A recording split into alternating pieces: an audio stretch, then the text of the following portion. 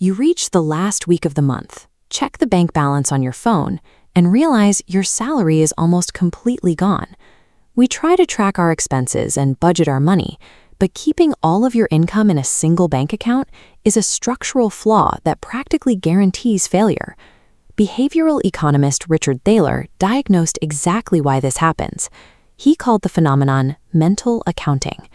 In theory, our brains try to take one big pile of cash and divide it into separate buckets, one for rent, one for groceries, and another for savings. But keeping those boundaries intact requires perfect, unfailing self-control. Without physical barriers, those boundaries collapse. You end up with a fuzzy, sliding budget, where the money you mentally earmarked for investments can easily bleed together with Friday night dinner expenses. Relying on a single account forces you to make complex financial decisions every single time you swipe your card. The decision fatigue quickly sets in, and our psychology defaults to the easiest option, ensuring we lose to our own spending habits. This setup also triggers a cognitive conflict known as the pain of paying.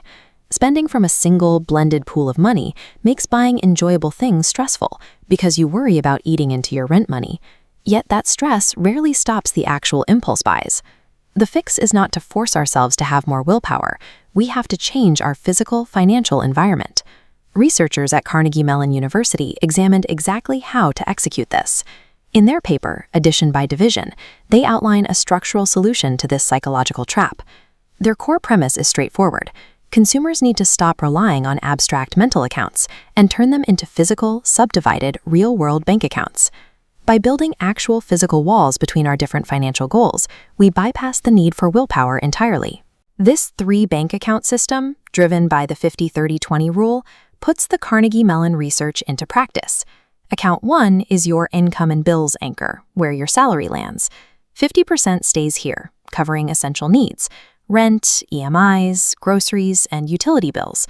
Your liquid emergency fund also lives connected to this account, ensuring basic survival needs are met first in case of a medical bill or job loss. Think of this account as your financial baseline.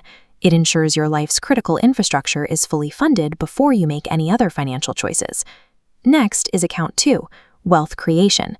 Within 24 hours of payday, an automatic transfer moves 20% of your income here. It houses your SIPs, mutual funds, and investments. To create positive friction, never link a debit card, making the money inconvenient to access. Finally, we have Account 3, Guilt-Free Spending. The final 30% of your income automatically flows here. These are your dopamine dollars, used exclusively for eating out, entertainment, and shopping. But there's an absolute boundary. When the balance hits zero, all lifestyle spending stops. This architecture engineers success. You create impenetrable friction to protect your wealth and completely frictionless flow to enjoy your life. You're treating yourself like a successful corporation managing cash flow. Operations at 50. The pain of paying disappears entirely because the fun money in Account 3 was explicitly designed to be spent without guilt. You also gain the peace of mind that comes from knowing the wealth in Account 2 is compounding automatically in the background, securing your future. Stop relying on mental math. Open 2 new bank accounts this week and set up automatic transfers for your next payday. To get more data-driven strategies to master your money, subscribe to Sharad's Wealth Desk.